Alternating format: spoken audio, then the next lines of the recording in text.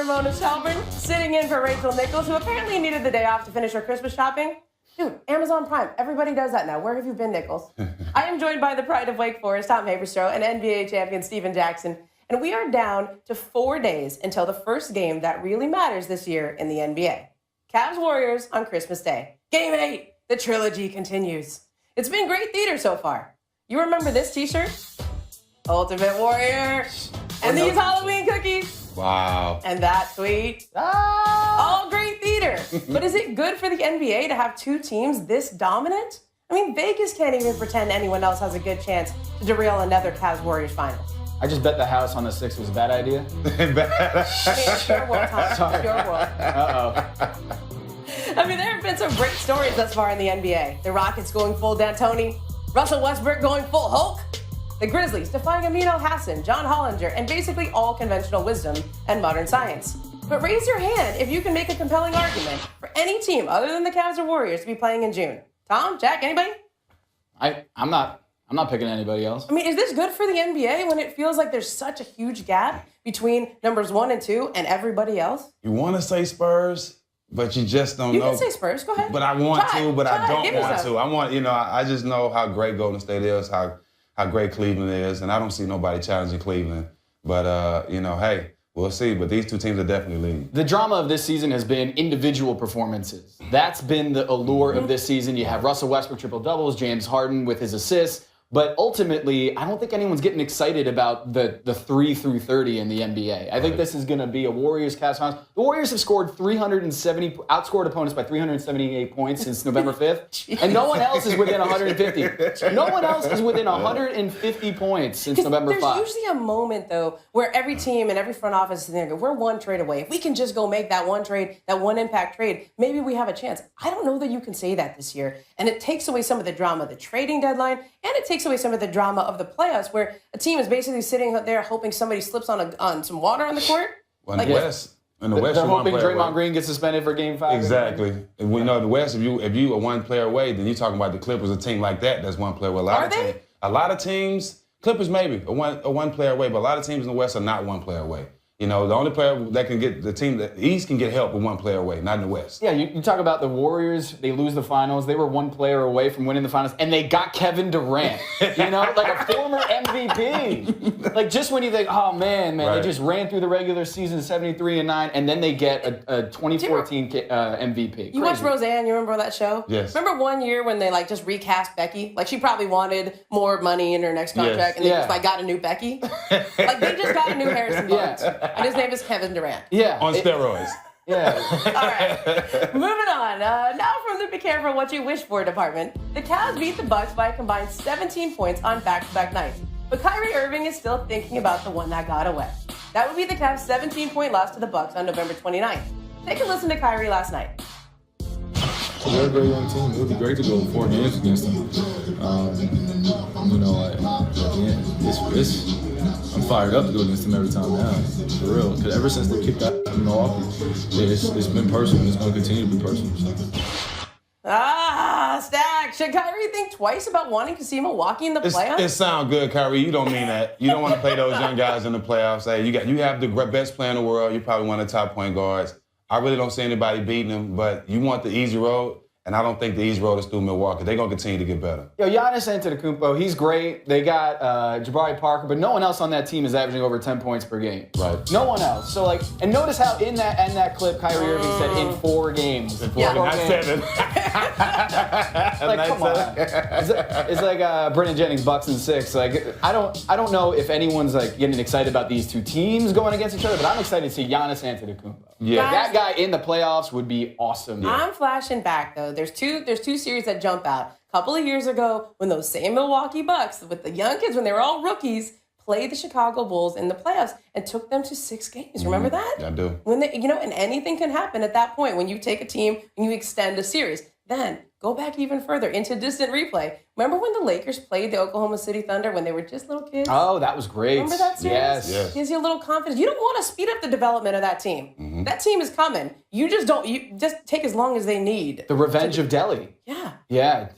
Matthew Dellavedova going to come back. And Jabari Parker's really playing well too now. For with David Griffin. Like, seriously, you need to learn to get out of the way when the train is coming. Griff, stop next time. Hand the ring off to the... Yeah. All right, moving on to our guy, Boogie Cousins. Join us for another episode of As the Kings. Look at the Band-Aid. Look at the Band-Aid. May not like everything I say, I'm gonna tell the truth. If I think it's wrong, I'm gonna speak on it. It's ridiculous. It's obvious what's being done out here. It's on a nightly basis. I hope the world can see now what's really going on out here, because it's getting ridiculous. It's really ridiculous. He deserved to be out of the game for what he did. His antics are over the top. He's disrespectful, out of line. I can't respect someone like that. I'm black and white. That's it. It's no sugarcoating. There's nothing in between. Everything's black and white with me. Oh, man. Talk about great theater, man. It's every week. Say what you want about Boogie, but things are going well for him and the Kings since he was called out after his non-ejection Tuesday night against the Trailblazers. He scored 55 points in that win, and last night he had 21 in a win over Rudy Gobert and the Utah Jazz. And the league rescinded 2 of his texts, taking his total down to 8. Tom, the news cycle has been so kind to Boogie. But do his antics, to quote Myers Leonard, overshadow his good play on the court? Yeah, they overshadow his play on the court because he's awesome. Like, DeMarcus Cousins is awesome, and he has every right to be frustrated, not just about the referees, but the organization itself. You want to know their last, 6 draft picks, lottery picks since drafting DeMarcus Cousins? Yorgos Papagiannis, Willie Look Golly at the Greek guy saying that now. Nick Stauskas, Ben McLemore, Thomas Robinson, and the Jimmer. The Jimmer, none of them have averaged over 10 points a game in the NBA career. Think about this. And he's got every reason to be upset. He's got 6 coaches in the NBA so far. So, yeah, he's frustrated. Okay, yeah, but he does not have a right to physically intimidate newspaper columnists. No, that's different. And this is not just the first time this has happened. I can understand. I read that column, and I understand certain things get under your skin, and that you do have a right to go up to anyone in a locker room and say, hey, man, I didn't like that, and talk about it. But this is now a pattern. I mean, he has a history of getting into it. He's in the locker room, and he'll freeze everybody out. If there's somebody in the media scrum that he doesn't like, he won't talk until that person leaves. Like, this is now a pattern, and I think the Kings got in front of this by finding him this substantial amount. But at this point, I'm at a place where I don't know how you repair things with Boogie in Sacramento. Do you feel for him? Well, I kind of do. At the end of the day, you know, I'm familiar with the situation, feeling like you're being picked on. But at the end of the day, you got to be honest with yourself and understand you put yourself in the situation. Nobody's really getting picked on. You're letting your emotions and your passion for the game get the worst of you instead of the best of you. Yeah. And the thing is with him, he has to try to consider worrying about what he can control, and that's basketball. You can't worry about the referees. You can't worry about the coaches. You can't worry about everything that's going on outside the game. And I think he's doing too much of that. As far as his family, he has a right to defend his family. Yeah. But the media has a job to do as well. You know, he's not a bad kid or what everybody's trying to say. He's a bad kid, and he's just handling things wrong because of emotion and passion for the game. As you see, he just took 100 kids shopping for Christmas. So he's a great guy, but I think he doesn't have anyone there that he respects to tell him how to handle these Matt situations. Barnes was supposed to be that guy. That was the guy the Kings went out and signed to be that veteran mentor, as a guy who also has issues with anger and controlling his emotions, but has learned to find a place and a role in the NBA. Well, it has to be someone that's respected and also has won in the NBA. Exactly. There was a guy named Caron Butler who was on the team last year for that very role. Not prime Caron Butler. Right. Still, old wizened Caron Butler who sits in that chair sometimes. Right. He was supposed to be the mentor. I kind of feel like DeMarcus Cousins, if he's going to hear it from someone, he wants to hear it from a bona fide number 2 on the team. Right. Like, it's a little tougher when it's, a guy coming off the bench or a guy who's not scoring 20 points a game. And we talk about Miami today with Shaq.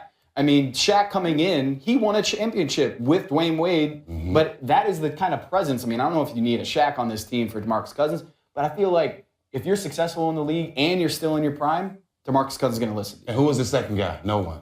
You know what, though? Somebody said something smart to me once. If you're looking to an editor for the safe, like if you're a writer and you're in a store and you're like, man, I just need an editor, help me out with this, you're in the wrong business. Yeah, well, Got to come from within. I just think DeMarcus Cousins has every reason to be frustrated with the organization. They haven't found a number 2 for him, and it's been a long, long time. It's been 6 years of lottery picks that have failed. And look who's the only player there to help him when the media's going. Garrett Temple, the most solid guy, the stand-up guy on the team. Yeah. He's willing to stand in, but how much does he respect Garrett? I respect him.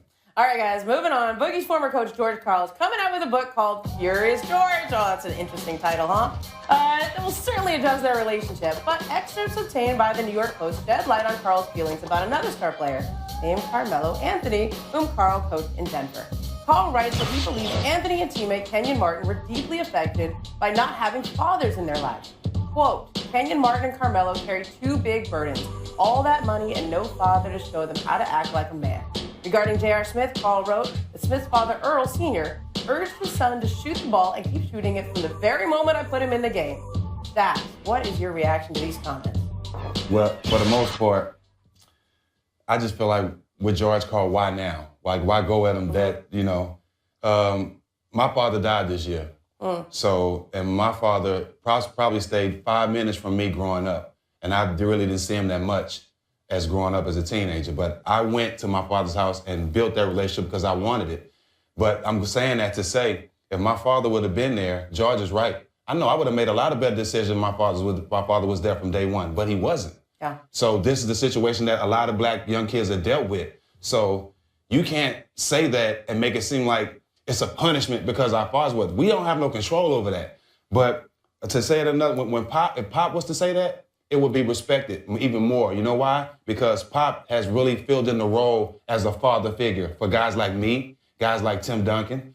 He has been that father. So if he was to say that, it would be respected because he's just not picking at us. He's actually filling that role and trying to help us. So if he wasn't trying to help these kids and be a father figure, then why say it now is the reason why I don't like it. Yeah, and it's weird to hear a guy take down other players for wanting to get a next contract. These guys, I just looked this up. They made $339 million. Those Carmelo Anthony, Kenny Martin, and J.R. Smith in their careers.